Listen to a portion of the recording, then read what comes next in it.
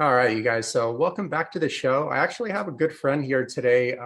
We used to work when I was still doing in-person training. We used to work side by side together a little while back. And I think honestly, we first met probably like, I don't know, 8 years ago at this point, or maybe like a little bit longer. I remember it was still in Back Bay Fitness, if I remember correctly. Yep. And we kept in touch, and I'm happy to keep in touch with him. And I just wanted to invite him on the show because he's like a good example of a person that has able to, consistently live true to a health conscious lifestyle all the way into his 50s. I actually don't know his age now, but it seems like to me personally, he's like Dracula. He doesn't seem to age because he kind of looked the same, if not even a lot more physically fit even at this point versus when we first met. And I just wanted to invite more people like him onto the podcast just to actually talk to people that are really making it happen in the real world under real world demands too, because although it might be shifting a little bit these days, it's just the environment isn't that health conscious, and especially these days in America, 9 out of 10 American adults are metabolically unhealthy now, which is super crazy, and about 50% of them are either uh, diabetic or pre-diabetic, meaning type 2 diabetic. So the country itself is not becoming like very health conscious, and it's always good to hear success stories and what they actually do in the real world. Uh, so so Jason, welcome to the show. It's honestly for listeners, I haven't heard from him in a long time, so I'm basically catching up with him at this moment. So thanks for being on, and it's good to hear from you again. Absolutely. Thanks for having me on, Eugene. Yeah, so you had like an interesting story, and I'm going to kind of let you take over here. But let's start from way back when you're just into really hardcore, I believe, real estate or something of that sort, and then kind of go through your journey there and how you've been able to maintain your health over so many decades already, or possibly some setbacks you've had as well, and how you overcame those setbacks. Um, okay, that's a lot of ground. Um, Well, that's why I say 2 hours. that's, so yeah, I was right out of school. I went into training. I was an athlete in college, and suddenly I was faced with having to make money, and I'm like, I don't know what I'm going to do. I was a fine art major, and without any idea of how to translate that into income, and having to pay rent and all that good stuff. So the second choice was, well, what do I know how to do? And that is, I know how to work out pretty well. In fact, I know how to work out really well. I know how to coach, and so I, I got a job as a trainer, and in fact, the gym that you and I were at, Back Bay Fitness, it was the owner, Doug. It was at the time it was the Family Fitness Center, and it was in Fashion Island in Newport Beach, and he was the only trainer, and then there was me. So we were the only two trainers way back then, and from there I went to another place called the Spa at South Coast Plaza, and ultimately became the fitness director there and ran the training program. And but all the while I was a foolish youth and was thinking that hey, this is a temporary gig. This is a good thing to get started, but eventually I'm going to have to get a real job. And ultimately that led me into commercial real estate. And that is a tough business, and in Orange County it's extraordinarily competitive and very just dog eat dog. And as a competitor, there was something fun about that, but at the same time it was very stressful. I could do it, but it wasn't really who I am. And it afforded me to have the whole Newport Beach lifestyle thing and do all that, but I just wasn't happy. I really wasn't being who I was put here to be. And all the while I sort of, during that time, I would ebb and flow in my fitness, and usually it would take somebody taking a photograph of me and realizing, oh, how did that happen? And then I'd get hardcore into training again and get healthy. And then eventually I figured out that I just needed to stay on it. And I did. So most of my adult life, I just tried to maintain good health. Now, and prior to that, as a college athlete and beyond that, I worked really hard, and I put a lot of time and energy into getting myself to be a world-class athlete. And so that helped maintain things. But through that progression, I had massive back injuries to the point where I was completely crippled. I had to have surgery, and I held that off as long as possible. And eventually, I just literally was useless. I couldn't move, couldn't sleep, and there was no choice. And fortunately, it worked.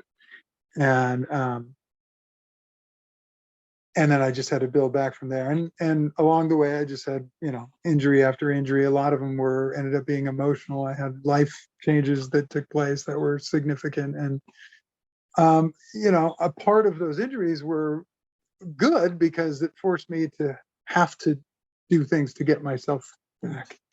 So in my life, I've always used those adversities to, well, in hindsight, they ended up being very good things ultimately. And at this point, I've had nerve damage to the whole left side of my body to the point where my left leg was almost totally atrophied. I really had to take 3 years to build it back up. And that's when we were at Next Level, the next gym we worked together at. And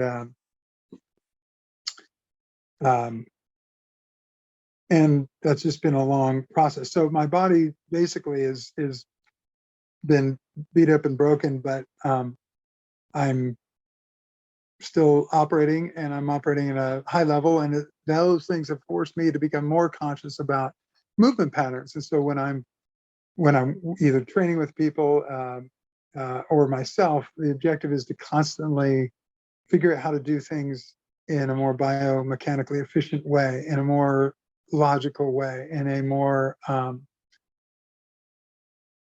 thoughtful and efficient way. And a lot of that in large part was due to the fact that my body just wasn't capable of doing it the way I used to do it, which was I could muscle through just about anything, and I didn't have to worry so much about being efficient. I was just strong. So now I have learned to take my time at getting there and being really thoughtful. And so my wife, Sarah, is also a trainer. She and I are constantly playing around with different ways of doing that and experimenting. And, the hip term is biohacking ourselves. And that is actually really fun. It's really enjoyable. And so I'll experiment with an idea that I have, like I'm in the process of doing that right now. And it's working. And it's to me, exercise, health, all that stuff is super fun. And back to the real estate thing, full circle, ultimately I realized that a lot of me being healthy was also being honest with who I am and who I was put here to be. And so I came back to training. And you and I had a discussion at one point when you were really sort of feeling similar things to what I had felt when I was younger.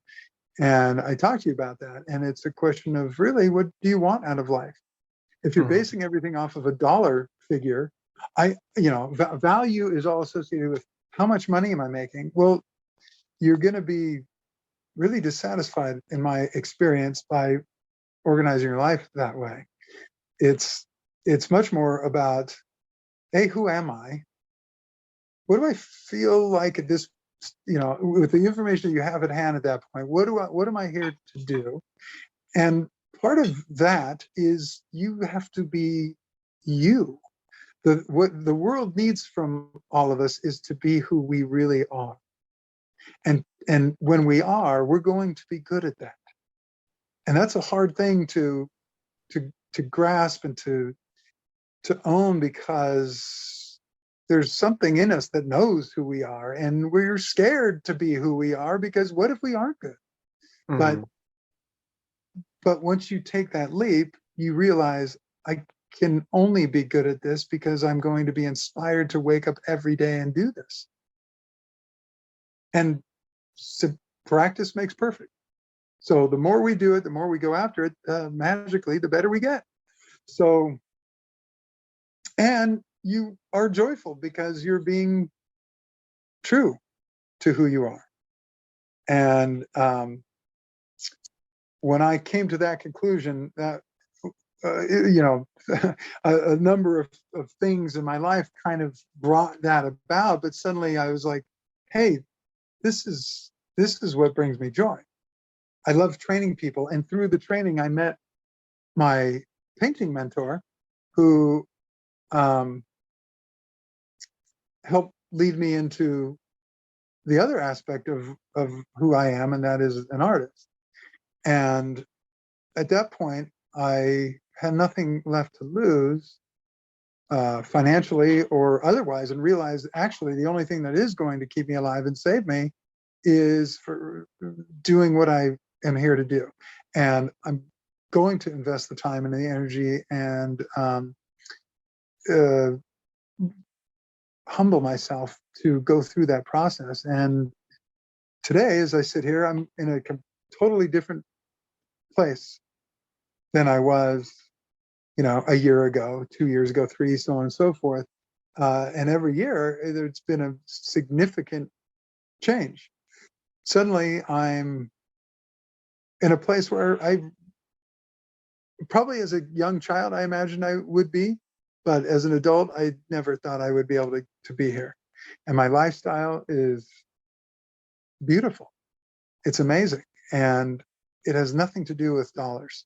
Sure, we have to make enough money to pay for what we need to pay for, or meet whatever objectives you want to meet in terms of, finances. But that's not the driving factor. In fact, the less I focus on that, the more money comes. Mhm. And the more I release myself from that responsibility and give that to God, the more joy and gratitude I'm able to live with. And that translates into the world around me, and everything just starts to happen a lot easier. And that is healthy.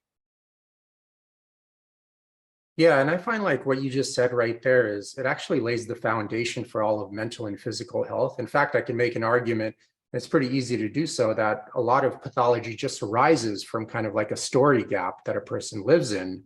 And the wider the story gap, meaning the wider the disconnect between who they are deep down inside and who they're being in the real world, the more maladaptive behavior has to form. So like an easy etiology tree would be like, in regards to fat loss, I mean, look at something as simple as excess body fat gain, which most people struggle with.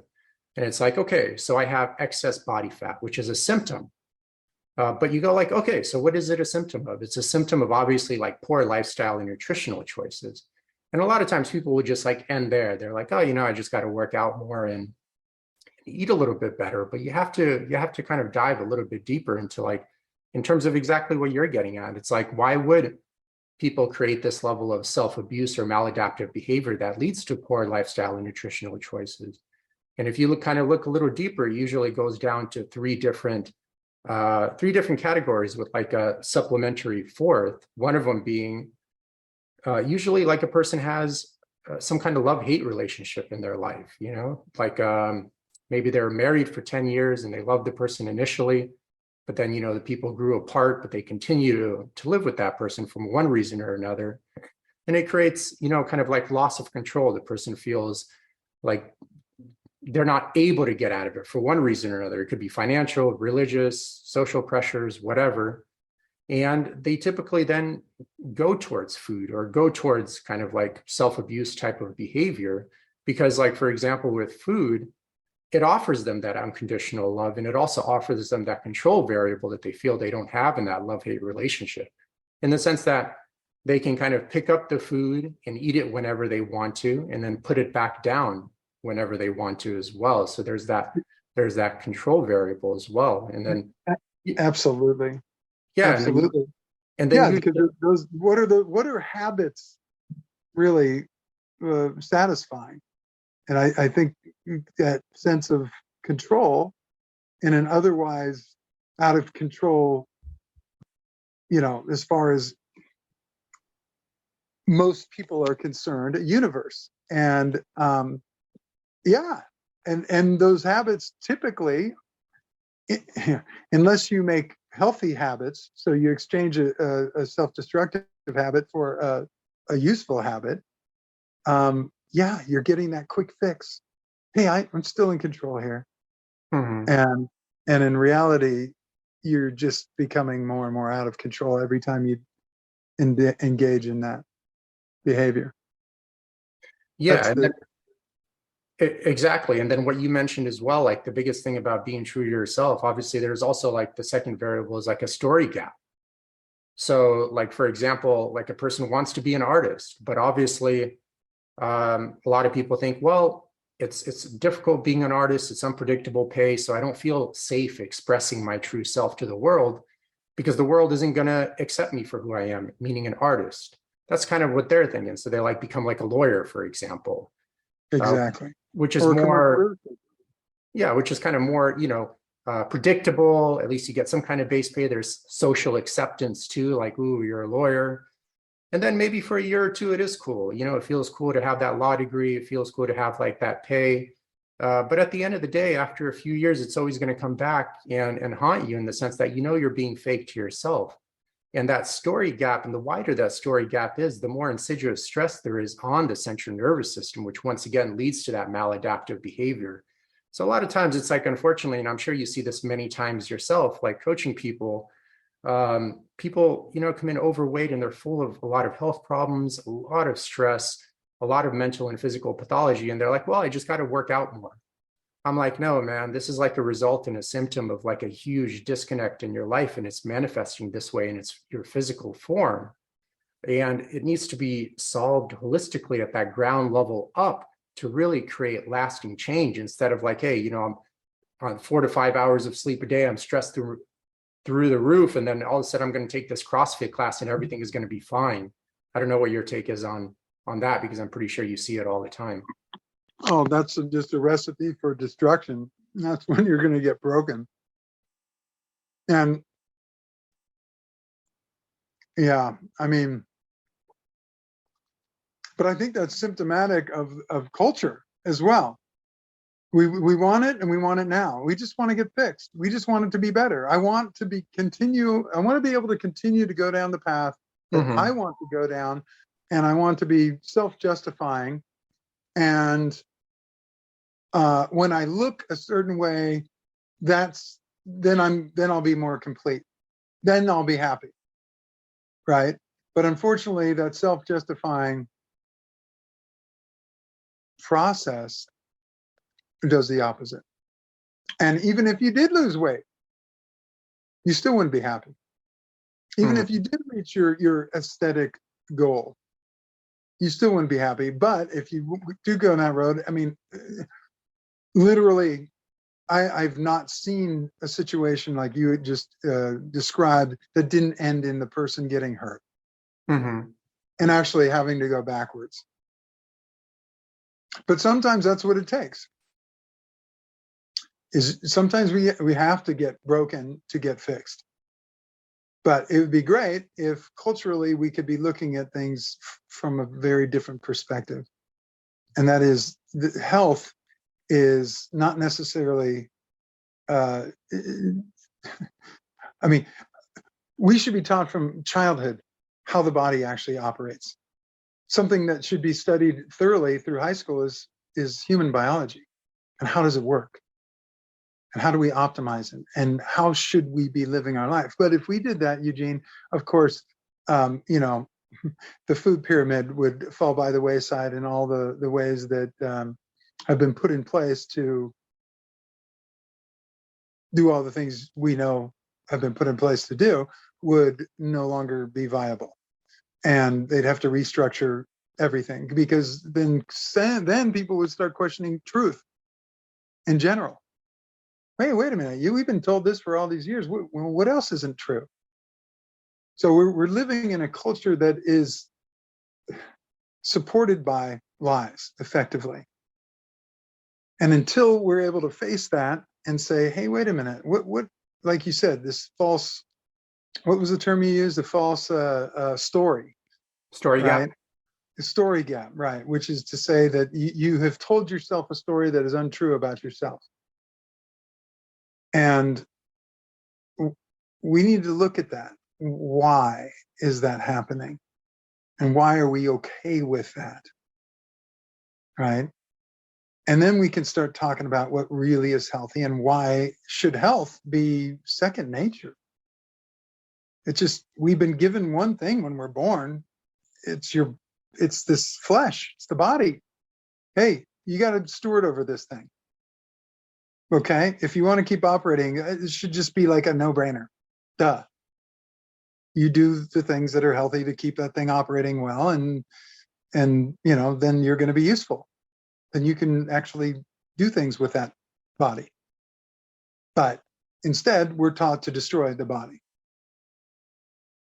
And all the things that we think are fun and cool, like drinking alcohol and doing drugs and eating garbage food or working at a computer all day, or working at a computer, or doing a job that we think is what our society wants, or our parents want, or whatever, or going to a school. That's the university of brainwashing death, right? And oh, by the way, you're going to pay for it too.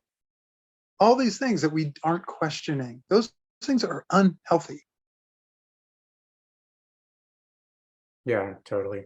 I know, like you mentioned, in terms of like, oh, seeking a job for I see this a lot, and people do seek work for the biological safety of it. It provides like a paycheck, for example, and at least they have like a safe place to live and some food consistently. But what people actually negate and they overlook tremendously is that, once again, over time, because you have, that misalignment in core values, deep down, like, for example, you don't want to be working 60, 70 hours a week behind a computer with a boss you hate and on these silly projects, but you're doing it anyways. And over time, because of neuroplasticity, that story gap creates a lot of stress on the central nervous system. And the central nervous system obviously is your brain and your spinal cord, in your spinal column, but it has like a bunch of nerves that go everywhere to your visceral tissue, muscle tissue.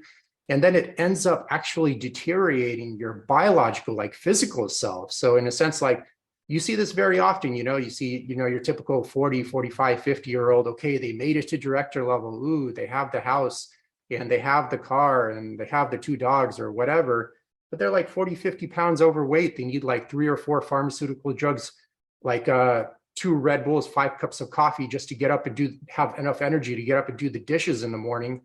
And they look terrible. And that terrible look is just how terrible they feel inside. Because a lot of times too, I find society is like, well, if they just look that way, it's just aesthetic. Who cares? No, dude, it goes way deeper than that. Like, people don't look like that unless they have a tremendous amount of chronic inflammation throughout their body all the time. And you don't have chronic inflammation throughout your body all the time unless you have a lot of mental and physical pain present in the person's life all the time. That is just the physical representation, the physical appearance of how much pain that person is under.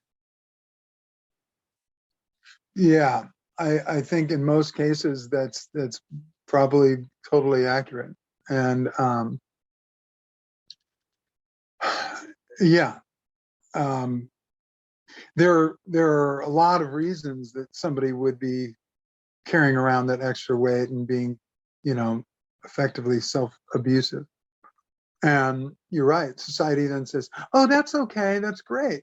You should love yourself however you are. And absolutely, you should love yourself however you are. No 2 ways about it. That doesn't mean that you should stay that way, right? You can love yourself even though you're, not in the situation that you would know you're going to be in a year from now, or 6 months from now, or tomorrow even. You still absolutely should be full of joy and gratitude. Yet you still should be striving to learn and to grow and to positively change. You can't just say, well, I'm fat and that's it. Or I'm out of shape and that's just the way it is. And I'm cool with that because society should tell me I'm totally valid. Well, that's just living life according to circumstance. And that ends badly every time. You just can't count on that. And man, I've seen that in my life over and over again. Yeah, I find one issue that keeps people in that loop is that pathology has been normalized in culture today. And I could easily objectively prove it. I mean, I don't have the study off the top of my head. I mentioned it in past podcasts, but like I said, 9 out of 10 American adults are metabolically unhealthy right now. And it's basically like, you don't even need any of those studies, man. Just literally go outside anywhere in America and just like, look, it's the weekend right now. Go outside and 9 out of 10 people you run into clearly like obese, full of misery and disease. You can just see it. You don't even need a study to prove it. And it's been totally normalized. And that's what kind of is one of the things that keeps people in that loop, because oftentimes if you ask a lot of people like, oh, like, are you healthy? They'll tell you they are when they're clearly not, just because the standards for what health is has dropped to abysmally low levels. It's like insultingly poor. And that's like, just what people have normalized. Like that's like pathology 101 when something like that becomes normal. I mean, look at a lot of our health leaders, man. Go to any medical convention. It should be retitled like an obesity convention, basically. Yeah. It is amazing when you look at the ministers of health or, whatever their titles are, who are in charge of policy making for the health of their nation. And they're like, yeah, unbelievable. It's like they're doing it on purpose. It's like, how could that person possibly get that job? And, if they're following the protocols that say the FDA throws out, then it's explainable. Then you go, oh, that makes sense. They're a perfect product of following government authority in terms of health. So, you know what? It really, what I'm seeing, Eugene, that is hugely lacking, that really needs to be focused on is the concept of personal responsibility. And it's across the board. It's like, hey, for me, if I don't get myself out of that career and into the one that really is who I am, that's nobody's fault but mine. It's my responsibility to do that. It's my responsibility to take those steps. It's my responsibility to recover from injury and get myself back in shape or not. And that's up to me. And when you're in a culture where that personal responsibility is relinquished to an authority that's supposedly got your best interests in mind, but then you go and you research that authority and you realize that authority has no idea what they're doing. Mm-hmm.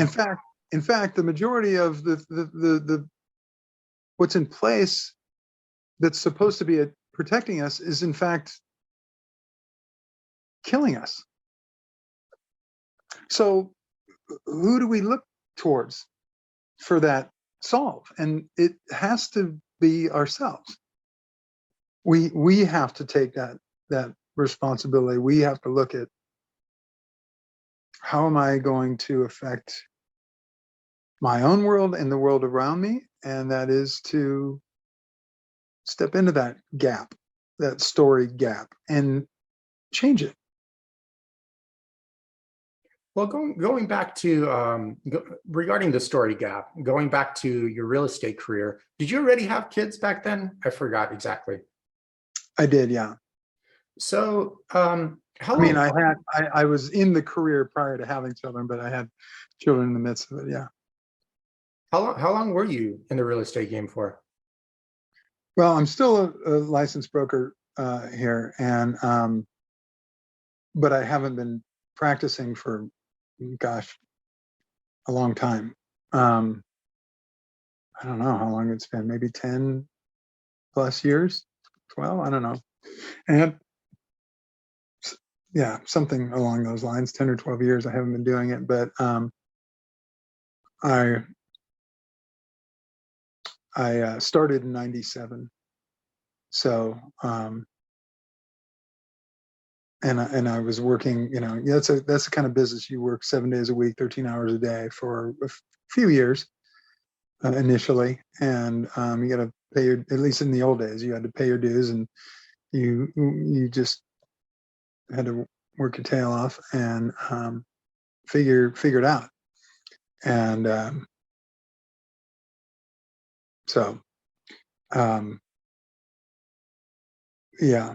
And that part is actually kind of cool. I'm glad that I did that, and I'm glad that I learned that work ethic. And sometimes you gotta really go hard in something. I feel like whatever you're doing, really try at it anyway.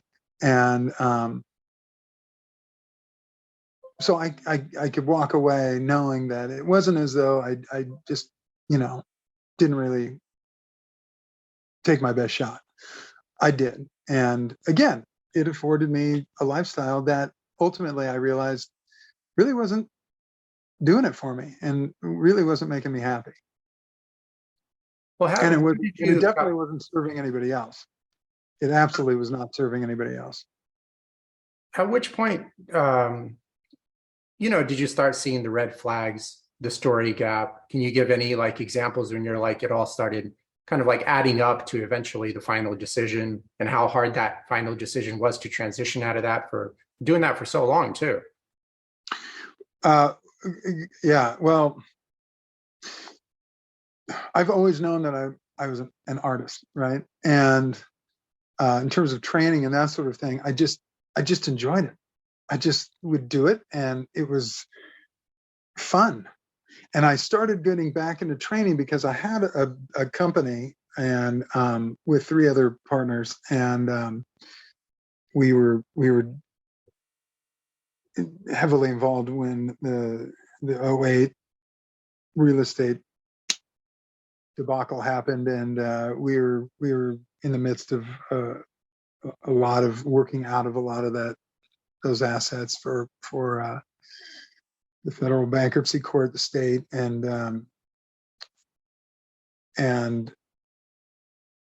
that led us to develop a technology. And eventually, that the technology worked so well, we worked our way through our job really quickly and efficiently, which is great for all the clientele and for all the poor people that lost a lot of their investment. We were able to recoup as much as possible in as short a time as we could. And we became a startup company. And as you know, with startup companies need capital. And there was some lean time there where it's like, gosh, I gotta get a job. And I started training again. And pretty soon I'm like, hey, wow, this is really satisfying. And I'm really good at this.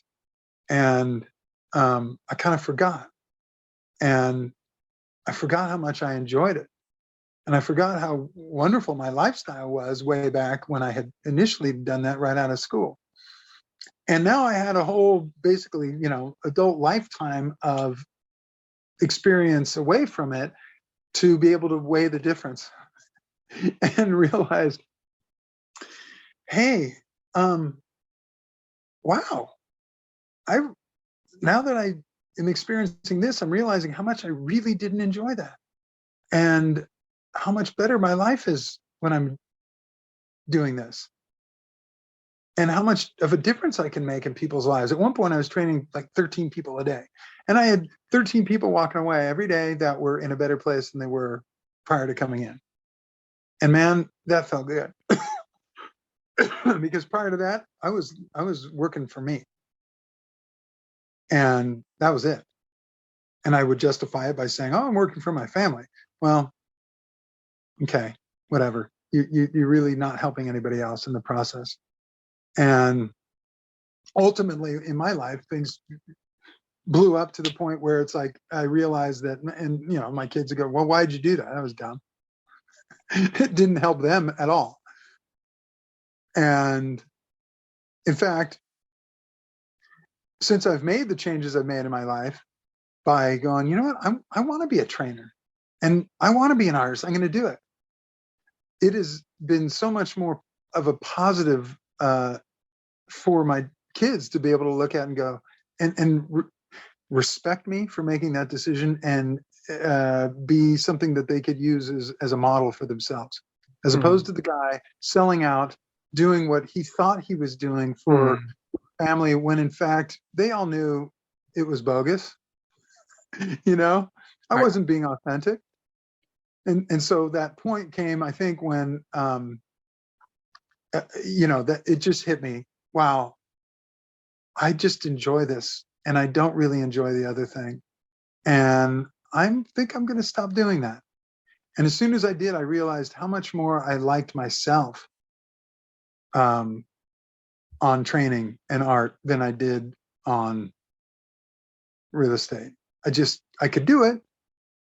I was relatively successful at it, but boy, I really didn't enjoy being around me. And if I didn't enjoy being around me, I'm sure nobody else did either.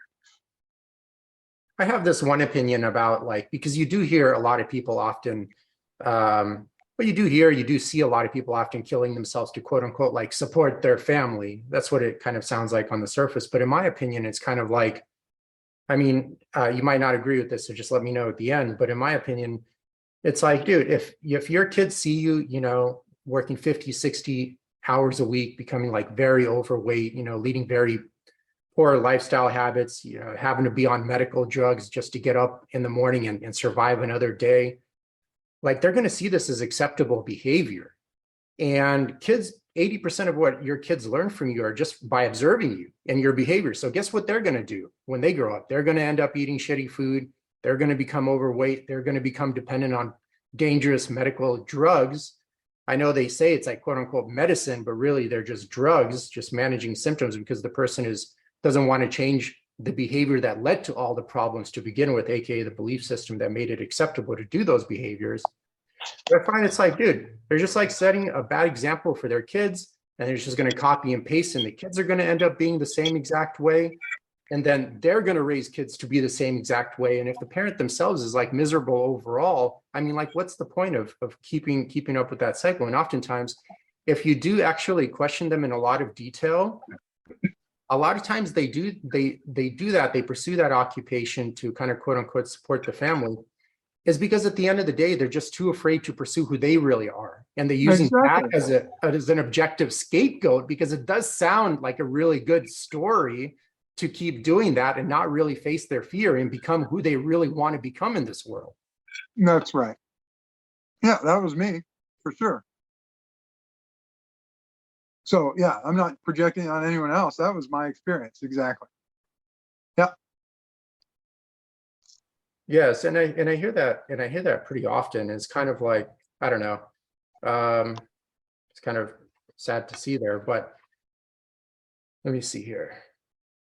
Do you ever, kind of looking over my notes here, I kind of want to touch on a few different subjects with you. Well, how scary was it for you to actually like make that transition, or was it like pretty easy? Well, I'll tell you, ever since I was like 19, when I had to like sort of accept the reality that I was going to be having to go my life on my own, and I didn't have family money or anything like that was going to support me in that endeavor. And I grew up in an area where everybody else did. Hey, this isn't fair. How come I don't get to work for dad's company or inherit a bunch of money or whatever, right? Or just be on a trust fund. You got to be on your own. So I would pray. And I'd say, God, just tell me what I'm supposed to do. And God would say to me very clearly, it wasn't vague, it was very clear. It said, I want you to work out. I want you to go spend time in the ocean. I want you to read your Bible and meditate. and I want you to do your art. And I'm like, come on, that's what I want to do. This can't be God telling me. This is me telling myself that, right? Sounds like crazy talk.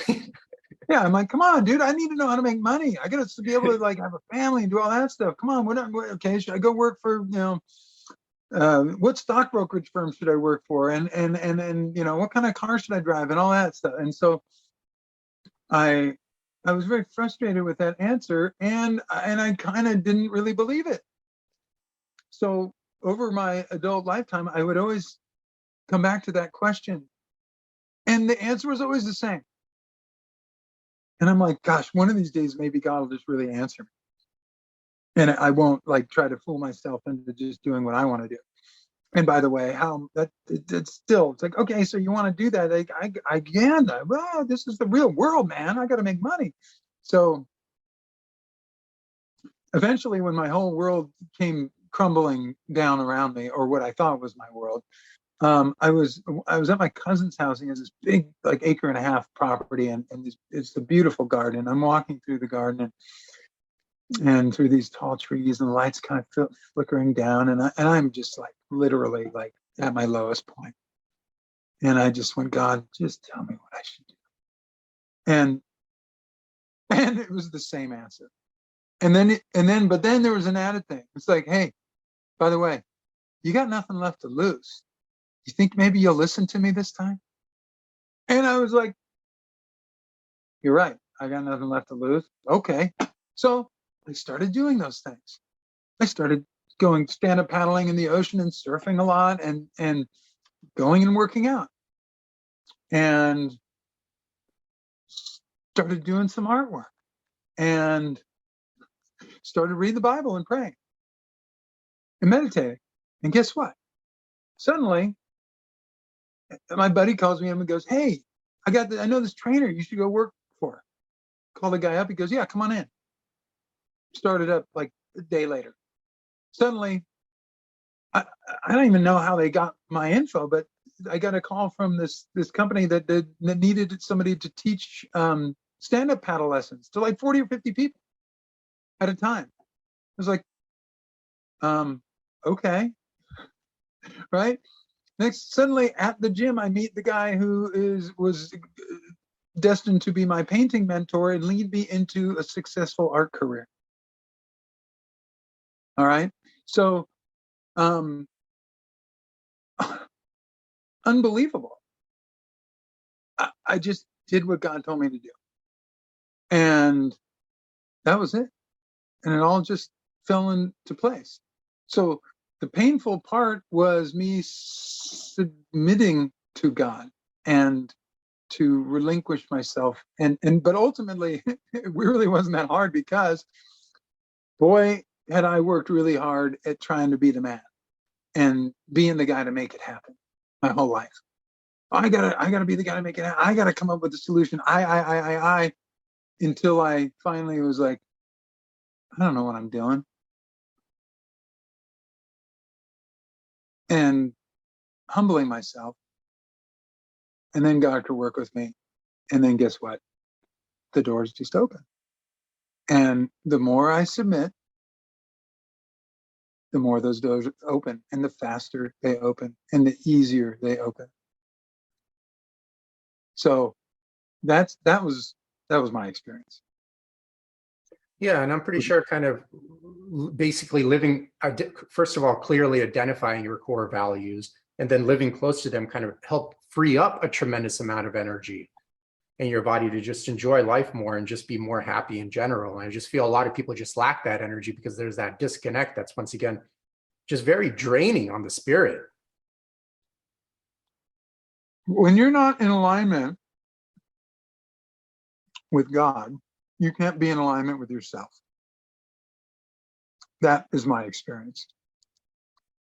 And I believe that is a universal truth. And so when we are trying to create our own reality, we are living a lie. And as a result of that, as you say, you will be basically killing yourself every second of the day until you get in alignment and work diligently to refine yourself to the point of being as true as you can through every minute of every day. And when you're not, repenting for it, acknowledging it, and again, being truthful with yourself about it, you're going to be killing yourself. That's just the bottom line. And when you stop killing yourself, what's the opposite of death? Life. Then you'll start living. Then, being healthy, being physically healthy gets honestly pretty easy. Mm-hmm. Yep. Yeah, I always tell people, like, man, once you get that foundation right, I mean, there's everything just falls into place so easily. Do you ever get, I have two questions for you here, because I know you probably heard this and ran into this a tremendous amount. Do you ever get like, I find, like, I got this from Robert Kawasaki, this saying, but like basically he mentioned that, like, oh, people love excuses and they use excuses as a form of escape from creating a realistic problem for their solution, because like an excuse shuts down the mind. So like, I don't have the money. Okay. The idea is canceled. You know what I mean? Or I don't have the time. Okay. You don't even have to think of it. And it's kind of like generally used as a form of escape. And in terms of, like, a lot of times when I advise like certain clients, like, oh, you got to get in alignment with your core values. It's, clearly this job isn't working out for you, or et cetera, et cetera. And they're like, well, I'll do that once I like retire, or something of this sort. And it really never happens. You know what I mean? I don't know if you've heard that often, and your thoughts on that, what kind of keeps people in those loops, because oftentimes there's just like a myriad of excuses that they're obviously using as a form of escape that just keep them from changing. And some of them, they sound great on the surface, but really it's just a form of escape again.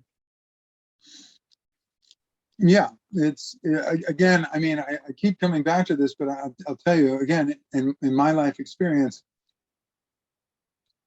when you're in alignment with God, for example, the idea of core values, right? You have to be in line with your core values. Well, how does one know what their core values are? It's just like saying, all you need is love. But the truth will set you free.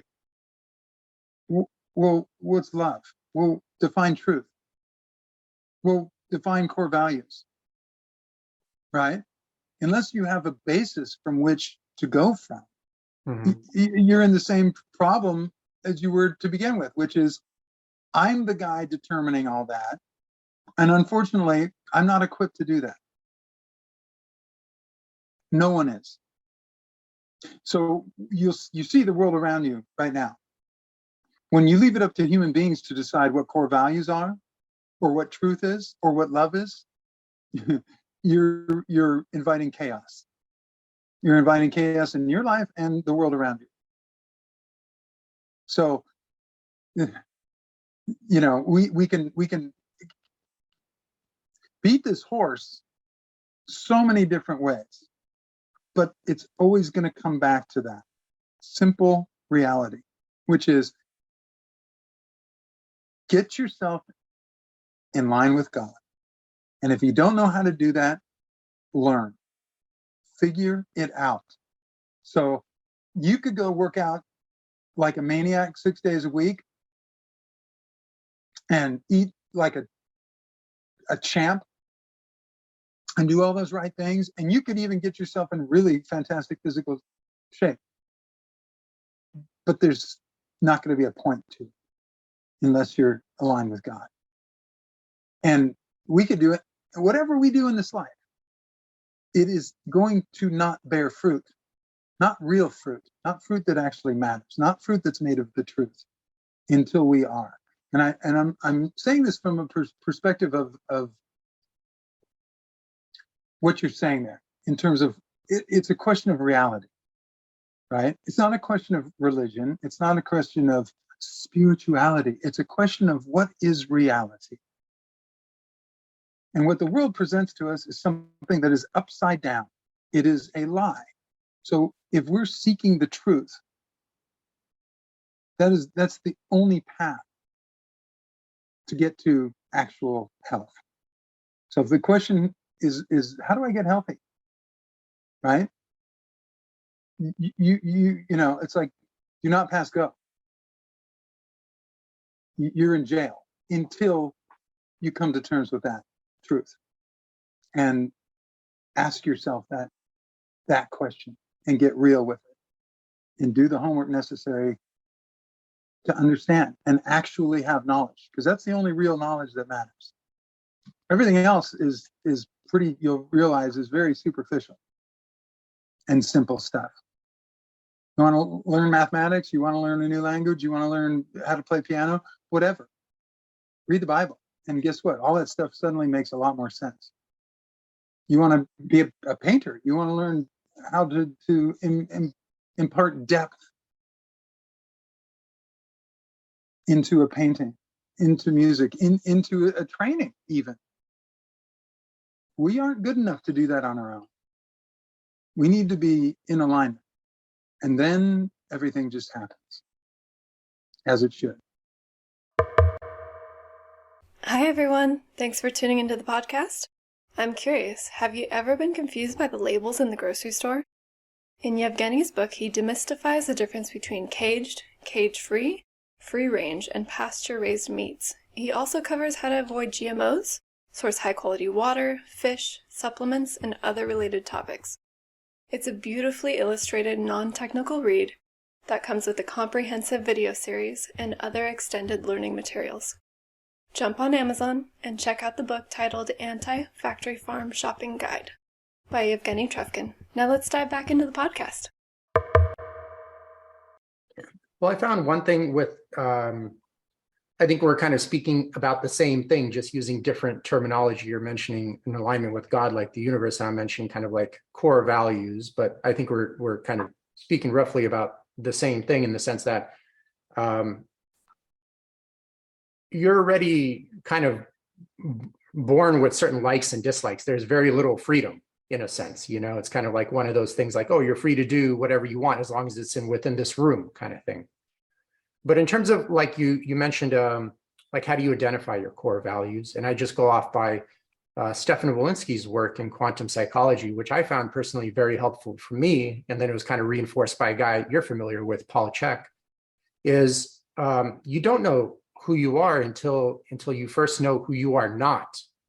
So you have to spend like probably like for the most part, a lot of people have to spend a large part of their life doing things they don't want to be doing.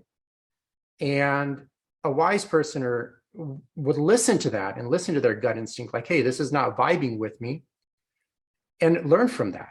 Like think, you know, like if a relationship doesn't work out, you know, instead of being very angry or upset, you know, thank that relationship for showing you like what you don't want in your future journey. So on your future path, you can get more narrow or a more precise definition of what you do want. And you just kind of copy and paste that until you get like a very solid definition of what I'm referring to as your core values. And then you just live through those core values and also ideally make them aligned with kind of like a greater purpose, you know, like you're mentioning with God, or like for a legacy, some people would mention, for example, something of that sort. And that alignment would give you just a lot more purpose and a lot more freedom in your life, in your day-to-day existence. Well, yeah, I personally am just not smart enough to figure out what my core values are. Beyond, again, hey, I values are, I don't know, it's interesting, the idea of values versus what I like to do, right? How would I like to be spending my time in a day? Right, like at the end of the day, when I go to bed, and I can look back at the day and go, "Wow, that was a day well spent," as far as I'm concerned. Right. So I don't know if that's so much a question of values or doing what I was wired to do. Right. Like, what do I enjoy doing? So that's where, for me, the gray area starts to grow. Is again, what I saw in my own life and what I see out there in the world right now is it's like people want to avoid defining what are values, where do they come from, and how do I know that the ones I'm identifying are correct? So, and by the way, in terms of God and universe, it's Jesus Christ. Just for the record, I want to throw that out. Mhm. And that's just definitive. And again, the way I would have perceived that, like when you and I were training together, would have been very different than the way that just saying those words, Jesus Christ, very different than I would now. And that is due to the fact that I was lacking knowledge and true knowledge, and I'm strive to learn more and more every day. And as I do, that those two words are constantly evolving, and it's challenging in our culture because you automatically put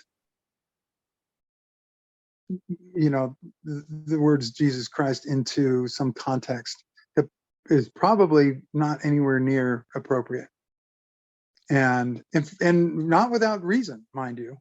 Okay, I get it, but and I'm not trying to derail our conversation into just going down this path, but all roads lead to that in terms of health.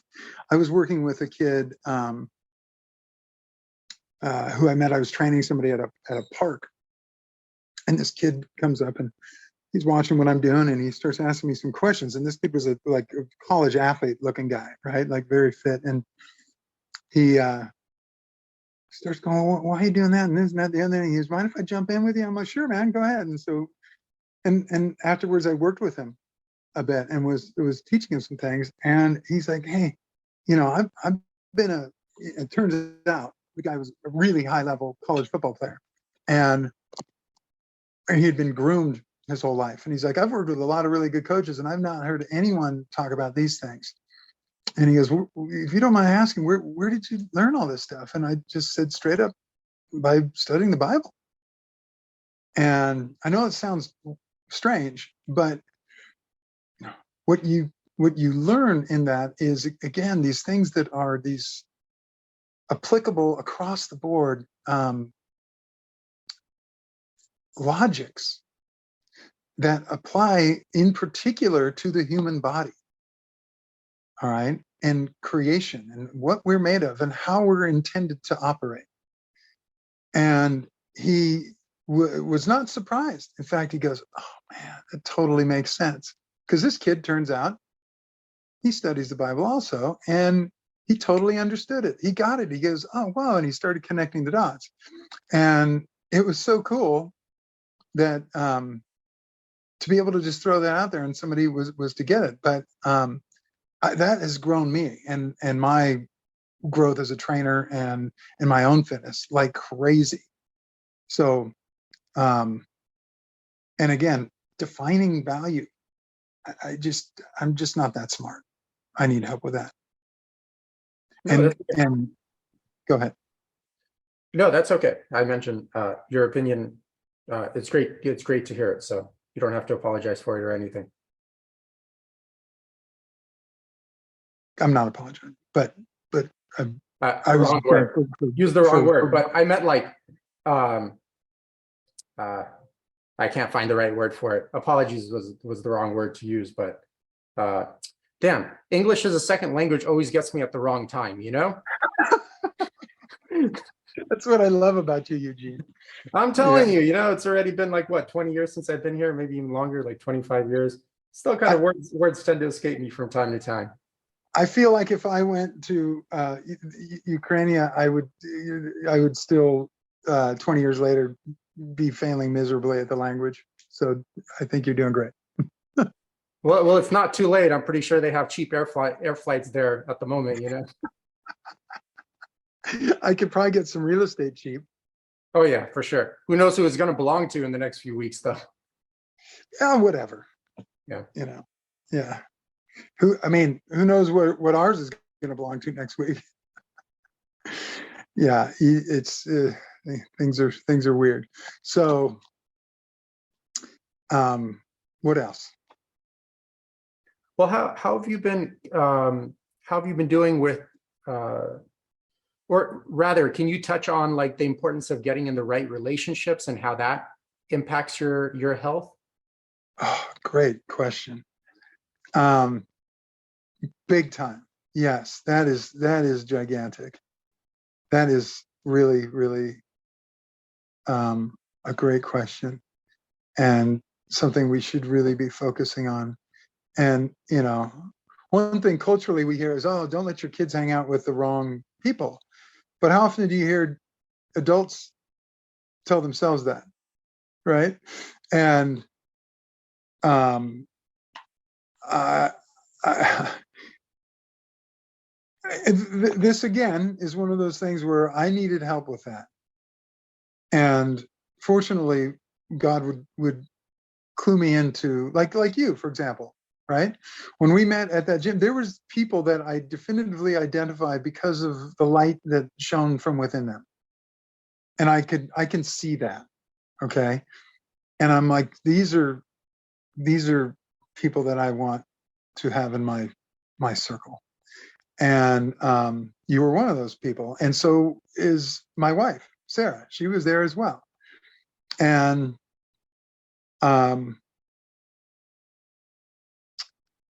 yeah, I think you really have to look at somebody and do they emanate an inner glow? Do they have that beauty that comes from within, regardless of what they look like on the outside? And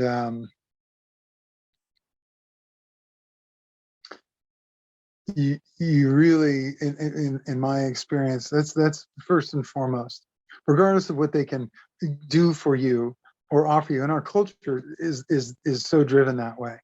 It's like, oh well, in high school you want to be with the kids that are cool, that can expand your social circle, right?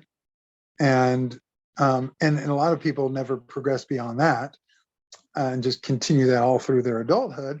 But then they usually end up adding on, how can this person further me financially, or get me in the right country club, or or the right hot rod club, or whatever, right? How is this relationship going to benefit me directly? Now, you don't want to be in a relationship where it's going to be detrimental, obviously.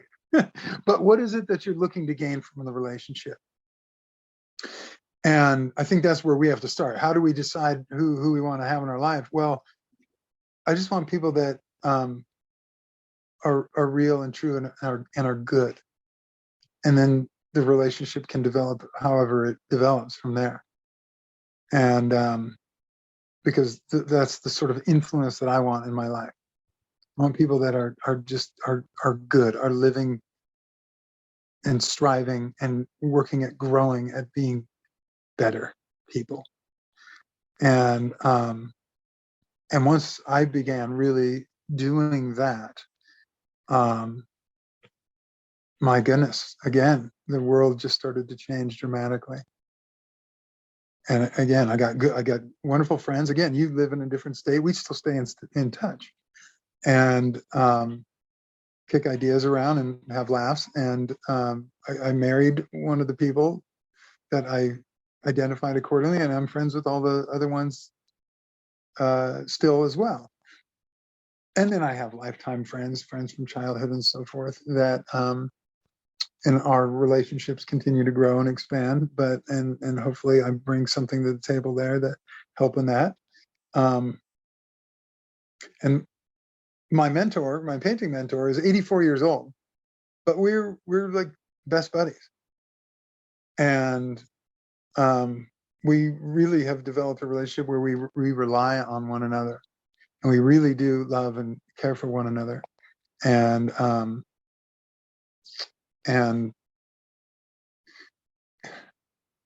it's really challenging in this world to depend on other human beings. But the more we can surround ourselves with people, and I'd say it probably becomes fewer and fewer and fewer, but the ones that you can really count on, that you can depend on, and that you work at being dependable for them, the more fruitful those relationships become in terms of growing you as a human being, and vice versa, you with them. Yeah, and I totally agree. And you kind of touched back, like circling way back in the beginning, I mentioned that etiology tree. And just a lot of people, if they, once again, I'm referring it to as core values because that's how I learned to identify it with.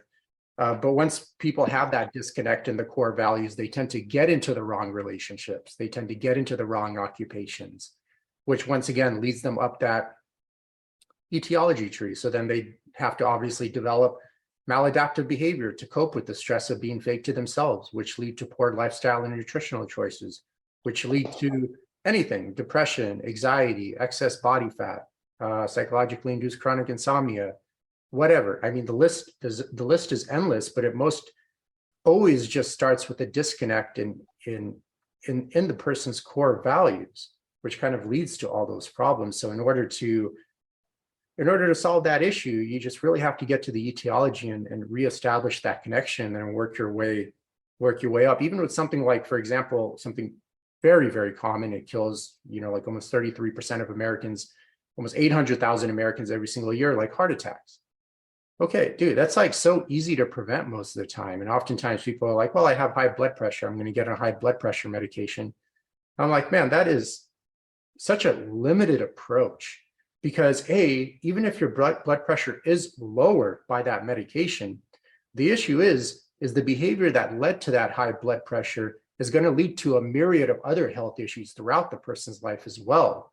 And like, what's your strategy then? Just to be on like 20 different drugs by the time you're 50 and then somehow remember how to take all of them? That is most people's strategy. Exactly. I mean, again, we can look toward the very recent past here. People just want the quick fix. And it's like, hey, just. But Jason, really quick, I hate to interrupt you. I hate when people say quick fix. They got to leave the word fix out of it because it's actually not fixing anything. It would be one thing if it actually fixed and cured the person of that problem, but it doesn't fix or prevent the problem altogether. It just suppresses symptoms. It just basically just makes it so your body can't communicate with your mind that you're being a dumbass and you need to stop living that way. Right. And precisely, it is not a fix, but they want the quick fix. But they don't fix. You're right. It's exactly right. They don't fix anything. What you do in most cases by doing that is make the problem worse and usually create other problems. And again, we've seen that just happening all around us. It's incredible. And it's hard to watch. It's really hard to watch, man. It's depressing sometimes. It and is. The saddest part is, Jason, I don't know if you agree with me, but the saddest part is it's totally normalized. It's like accepted. It's like people like us, I'm not saying we're like perfect or anything, but we should at least be like the average healthy person, And now we're like the top 1%. That's right. And that's what I was saying earlier. It's really when you get your things aligned, staying healthy really isn't that hard. But again, like you said, what's normal? What is normal, right? If the accepted normal behavior is that, you just take pills to solve every issue or get a shot or watch the news to tell you what's up or all these things that like are quote unquote normalized, not in my world, but, until we realize that's all poison, all of it. Like if you realize if somebody somebody believed us when we say that, hey, all that stuff is poison. It's literally killing you. Just drop it like a bad habit and do these things, Mhm. right? And say, because that's really what should be normal. I think that we would be the average bear. I think, and the body responds quickly.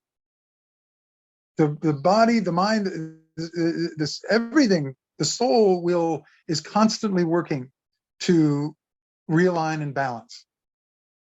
And that's where the injuries come from, because we're constantly pushing and pulling the soul in different directions, and eventually it manifests in, again, the nervous system breakdown, a stroke, a heart attack, obesity, diabetes, whatever. And it's cancer. So, and again, we're seeing all these things are being exacerbated right now and are really going through the roof. I barely have a day go by that I don't hear about somebody dropping dead. You mean in your circle of friends or a circle of people you may know? Circle of friends, family, and so forth. Somebody who just walked out to pick up the paper and just had a brain aneurysm or a heart attack or a stroke. And then, like, one thing I hate is like, oh, it was genetics. I hate when I hear that. Right. I've got an 80-year-old client who had genetically small veins, could barely use his legs when we first started working out. And that was when he was like 70, 71 or something, and he's 80 now. And both his father and his grandfather died in the early 50s. So working out, eating reasonably well, decreasing stress, being thoughtful about your life will save your life. This dude's still alive. He's got 13 stents in his legs, yet he's still alive, and he's actually healthy and better than he was 8 years ago. Way better. So genetics. It may load the gun, but then your decisions pull the trigger. It's totally, absolutely. Well, good analogy. So, I just think, Jason, not to interrupt, but I just think like Western culture in particular, not just the US, but just Western culture in particular, they're like addicted to like complexity. They're like, it can't be that easy just mastering sleep, using movement as medicine, aligning with your core values, and eating real organic food. It can't be that easy. I must need this advanced lab to put me together and do this and that. And I'm like, dude, my grandma that raised me on the off-grid farm in Ukraine for a while, she never went to the hospital. She lived to be 87 years old in like perfect health. Yeah. And honestly, barely even knew how to read. And I could honestly say I got way better health advice from her than you'd find on the majority of these fitness gurus online or just medical conventions and stuff of that sort. If you generally do master, and that's another problem, because some people would hear like, oh, I sleep well. Oh, I eat well. No, they don't. They're shit. Their habits are shit. They live like shit. And they wouldn't look like shit if they really did master that. Like that lower chest fat, that huge gut, the fact that you're taking medical drugs, the fact that you can't sleep at night or have an erection, those are all your body's many cries for help that something is terribly wrong. Right. And it's not working. And the first step is to admit that this isn't normal and that it must change to help you, because it's not helping. I'm not talking about you, but it's not helping the person just to live in this denial, because inevitably it goes back to what you said earlier too. If they do admit that it's not normal, they'll have to look in the mirror and admit that they're doing it to themselves. And that's really hard for a lot of people to do. Something that speaking of this, okay, the idea, like you're talking about, your grandmother never went to the hospital because when she grew up, there probably really wasn't a hospital. So the things that we think are normal now, for example, hospitals, the medical industry, going to a university, all the credentials necessary to be recognized as an authority. Okay. All that stuff is really new. When I grew up with my grandparents, my grandfather, they were begging to go to college. They were giving him every scholarship known to man just because they were trying to get people to come to college. Nobody went to college. My dad, nobody else in my family went to college. That is a new thing. So who were the authorities then? They didn't have PhDs. They didn't have whatever that supposedly you have to have now to actually know what you're talking about. The medical industry is a new thing.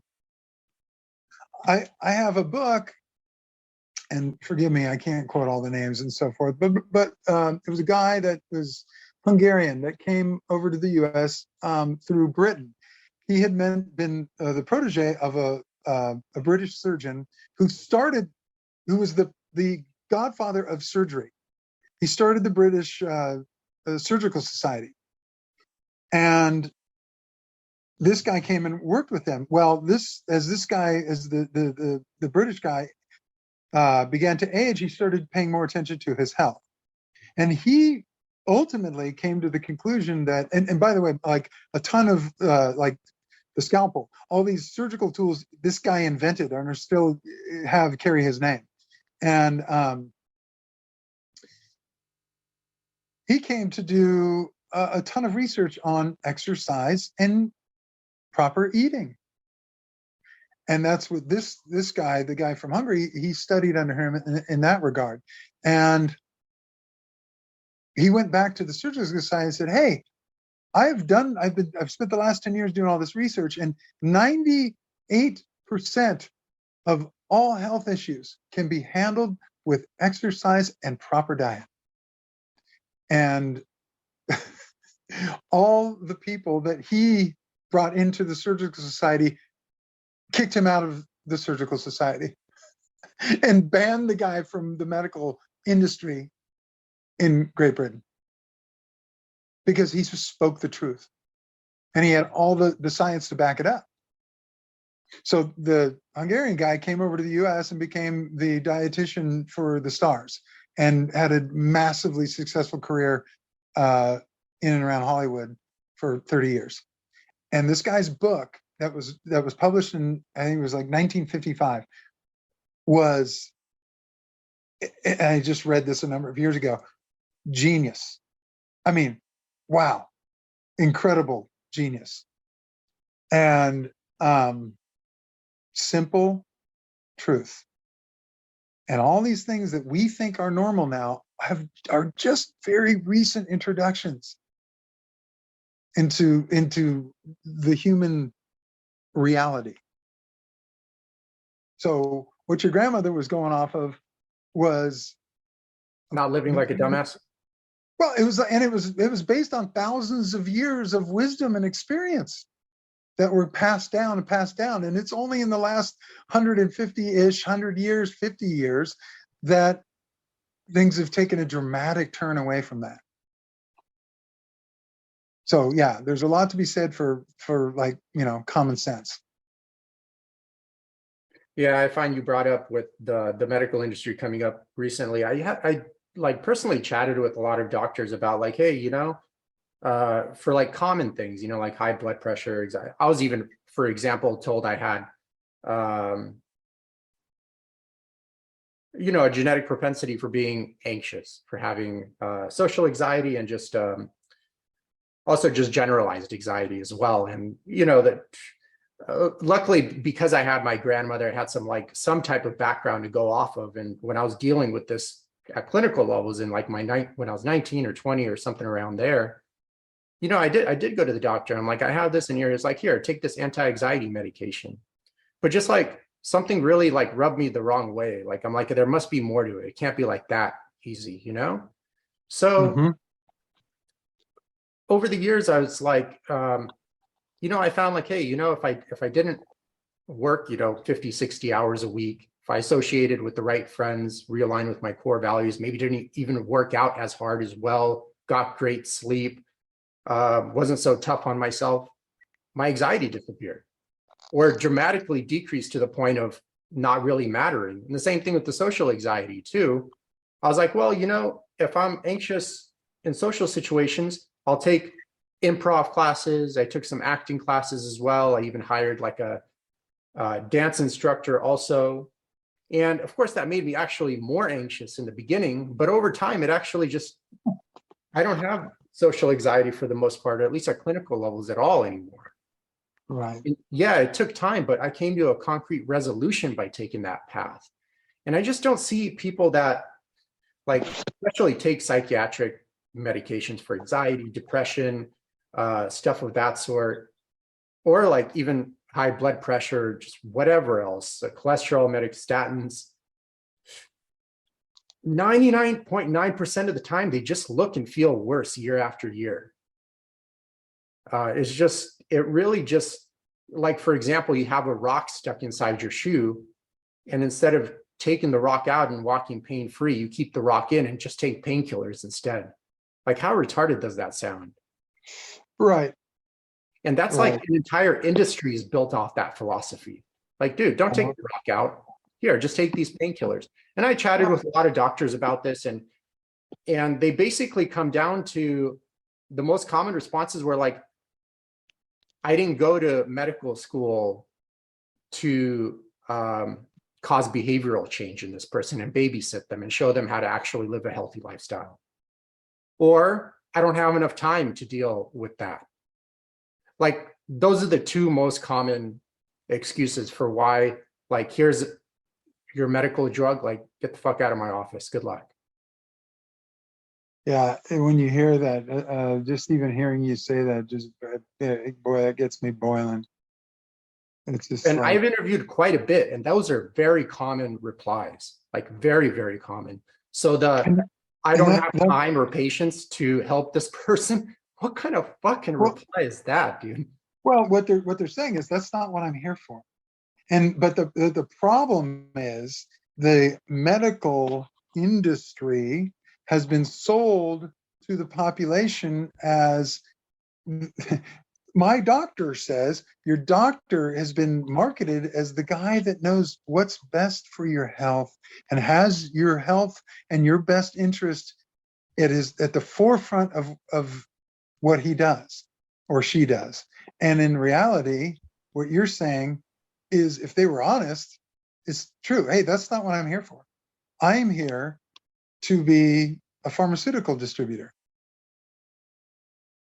Effectively, I am a pharmaceutical retail store, and you come in, and I sell you drugs. That's it. And you know what? Kind of one size fits all. You fit within this category, boom. Now, of course, I'm not throwing all doctors into that category, but I know physicians who are really in it for the right reason as well. But I think nowadays they're fewer, and it's unfortunate. But I think the philosophy and the concept behind it, because it's, again, in the medical industry. Well, how do you think you know what you know? Well, because I studied it for years. Well, what did you study? Well, we studied, the body and blah, blah, blah, blah, blah. Well, how did you learn about that? Well, it was all in these books. It's science. Well, who wrote the books? Who did the studies that justify what was told to you in those books? Do you know what the money was that was behind that? Do you know who's sponsoring your medical school? Do you know who's sponsoring the professors at your medical school? Do you know why they're motivated to teach you what they're teaching you? Right? No, and I don't have time to look into that either, because they got me working, 16 hours a day, and I'm submitting myself to brainwashing. And the reality is, it's pharmaceutical companies who are doing all of that.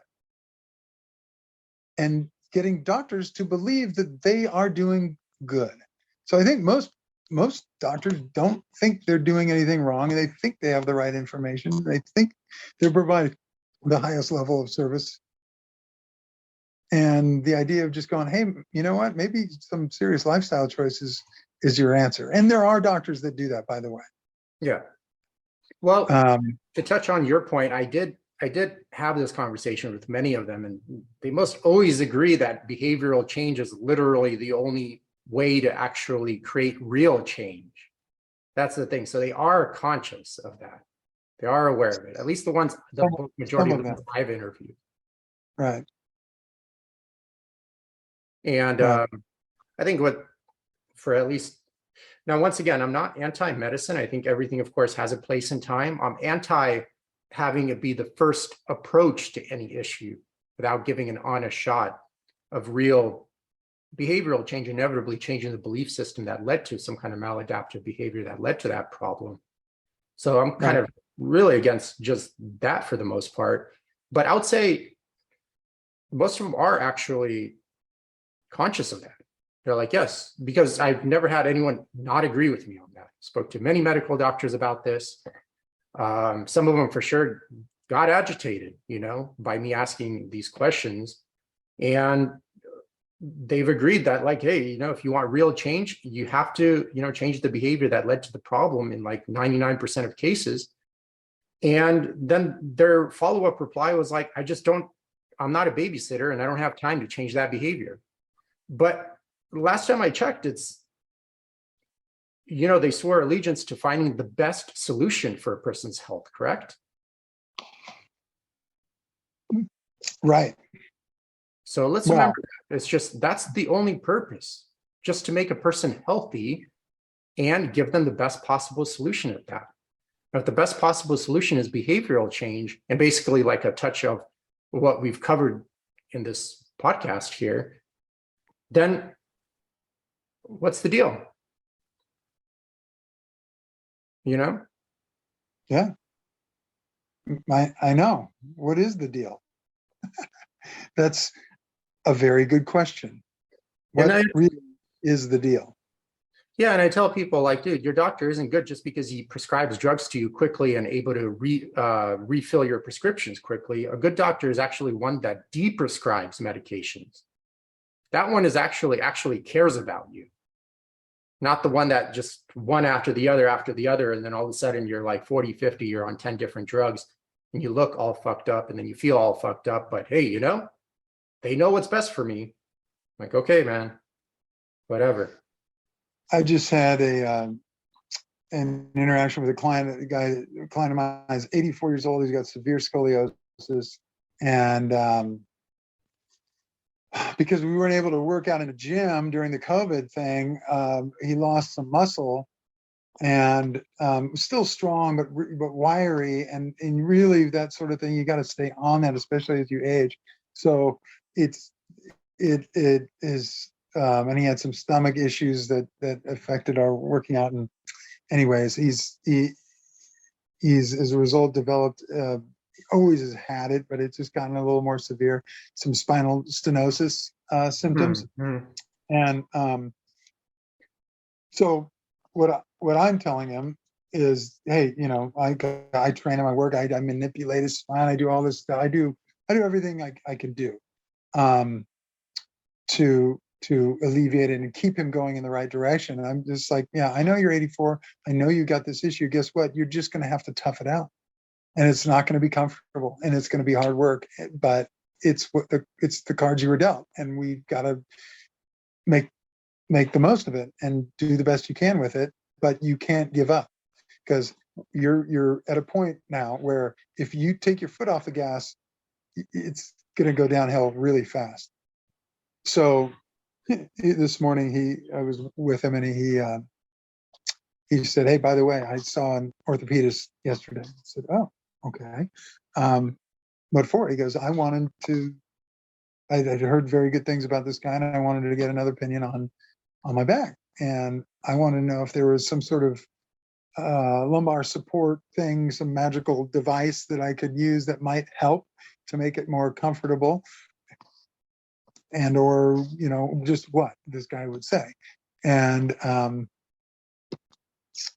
a major anti false support methodologies like lumbar support or shoe inserts and that sort of thing. But anyway, he's kind of chuckling and he goes, you know what the guy told me? And I said, what? And I'm going, oh boy, what did he say? And he's like, he goes, he told me the same thing you did. He said, you're stuck between a rock and a hard place. He goes, bottom line is, I could prescribe you a lumbar support, but it's only going to make it worse because you're just going to get weaker. You have to be mentally engaged, and you are going to have to tough it out. And if you don't tough it out and you don't continue to try to progress, it's going to just decline rapidly. So he basically told him the same thing that I've been telling him, and he was cracking up because he knew I'd love it.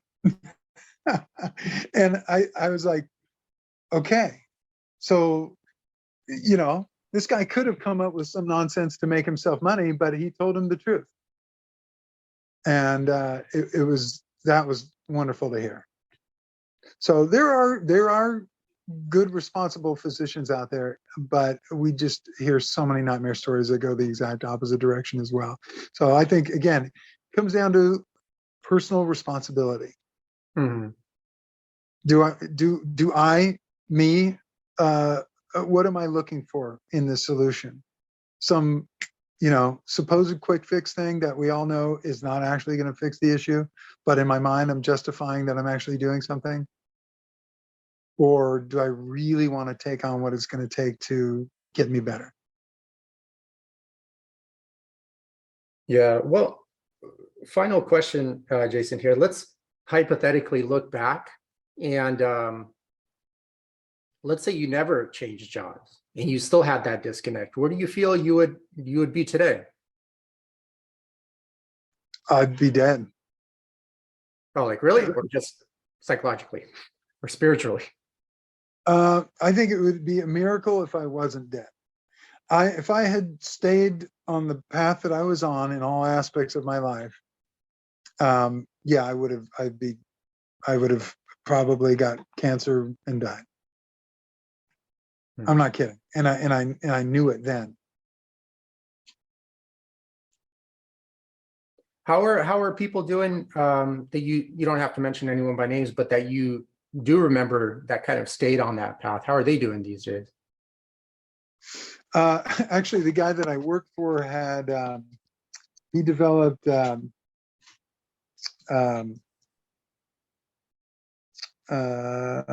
did Michael J. Fox have? I'm blanking on that. Where your nervous system starts to break down, you start to shake. What's it called? Parkinson's. Thank you. Yeah, he developed pretty severe Parkinson's, and he just got an operation that is a new development that actually gives you like a 10-year kind of respite from it to a large degree. So you still know you got it, but it really was successful with him. But yeah, he developed Parkinson's, and it was gnarly and sad. Great guy, really great guy. But it's a stressful lifestyle, really is. So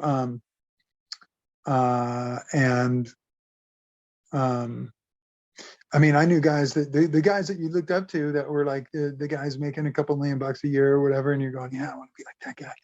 Well, not very long into it, you started realizing like, wow, I don't want to be like that guy, right? Like that guy's going to be dead at 50, and sure enough, a lot of them just did. And that was before there was all these external things that were working to give you a heart attack. It was just self-induced, and even then, I used to tell the guys I'd work with, I'm like, hey, what good is your money when you can't go play with your kids when you're 45 years old? Or when you die of a heart attack. I mean, hey, I know we all got to make a living, but dude, you're neglecting yourselves. And one of the guys that was one of my partners actually took that to heart and started working out. And to this day, the guy is still doing pretty well. But he changed his lifestyle around. He cut back on his workload and just started to calm down a bit. So, and by the way, the industry that I was in, just because it wasn't me, there's some people that I'm like, wow, these people were really made to do this. They're just super good at it. They do it effortlessly, and it's fits who they are, and they love it. So, I've got a buddy that's a tax attorney. He loves it, absolutely loves it. So, whatever works, as long as you wake up every day and I think you're excited to do what you do. I think that is, recipe for success. Jason, you did mention you had to go on the hour. Do you have to go, or you have to go? I do. Okay, cool. Well, I think that was a good finisher either way. I had some things to touch up on, but it's okay. We'll cover it in another show, some other time. Honestly, I thought it was just great to catch up with you either way. I know we've been kind of texting back and forth here and there, but it was just good to actually chat and kind of hear how you're doing and stuff of that sort. So thank you for making it on. Likewise, buddy. Yeah, anytime. That was good fun. Cool. All right. Thank you, everyone. Thanks for tuning into the podcast. If you've ever had trouble losing weight, or you've lost weight, but still didn't have the ideal body or health you're aiming for, please feel free to reach out anytime and book an assessment. Eugene will work with you to cover your goals in detail, see what's holding you back, and go from there. In the meantime, feel free to check out the countless testimonials on Eugene's website in the link below. In the testimonial section, you'll notice everyone has various backgrounds, are of all different ages, and all have had different challenges in their life, but they all have one thing in common: they were all able to find their health and achieve their ideal body. You're also welcome to add yourself to the Facebook group in the link below. There you'll have access to the live videos that Eugene does weekly on Sundays, and other helpful content. Thank you again for tuning in.